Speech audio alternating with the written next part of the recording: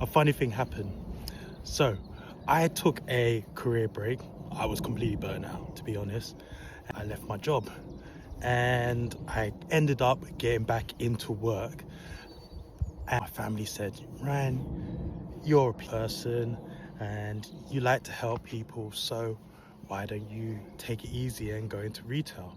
Of course, I hadn't been in retail in a while, so I was like, not so sure if I should do that. Said, just give it a try. Okay.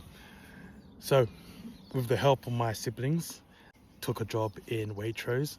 There's no way I was going to pass that application with those multiple choice questions by myself, so they had to help me. Luckily, I got through, took the job, and if you've ever worked in retail in a supermarket, it's a lot of client facing, a lot of people talking, not knowing what they want.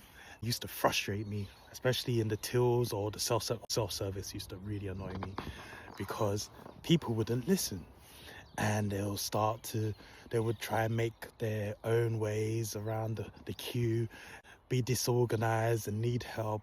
So what I used to do was I thought to myself, okay, how can I make this a better experience for me and them? Mainly them, because at the end of the day, it's about the customer.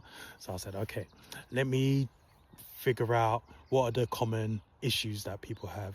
So I said, okay, looked around, is that people are not coming to them fast enough when they got errors on their shopping. And I was like, okay, what are the usual errors? Usually it's stuff that doesn't scan, and then after maybe a week or two you start to see what are the items that don't scan. Usually it's like lemons, avocados, fruits where the barcode has fallen off or the barcode has gone wrong. So I started to pick it out. So what I would do is that when a customer would go past, they didn't have the right barcode, I'd be like, okay, I knew those items. I'd make sure straight away I'd come for them and sort out the issues. That used to sort out some issues, the most of the issues. And then in the queue, people wouldn't listen, especially at lunchtime because everybody's in a rush. Then I learned that I had to be more assertive in my voice. So I'd use my outdoor voice because usually I'm very humble and I use a softer tone, but that never used to work. So I had to tweak it a bit, try different tones and stuff like that. I realized that when I used a very strong, deep, authoritarian voice, people listened and they were able to follow my instructions. I used to always use hand signs. So I'd say number 8. I'll be like, number 8, I point to number 8. If they didn't hear me properly, they knew where I'm pointing them to.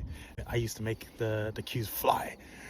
They used to always put me on self-service when it's lunchtime because I'd get the queue going.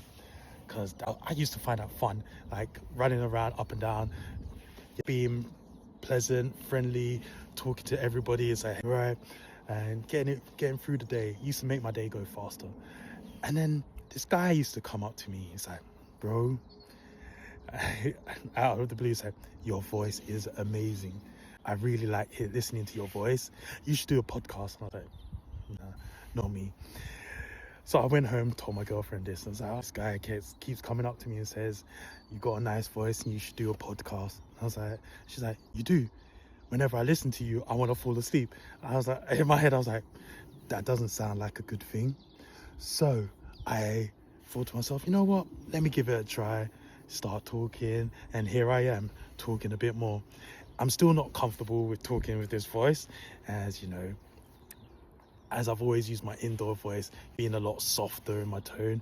So speaking like my indoor voice, I only usually use this voice when I've got a cold. So my voice automatically goes like this. It's always fun.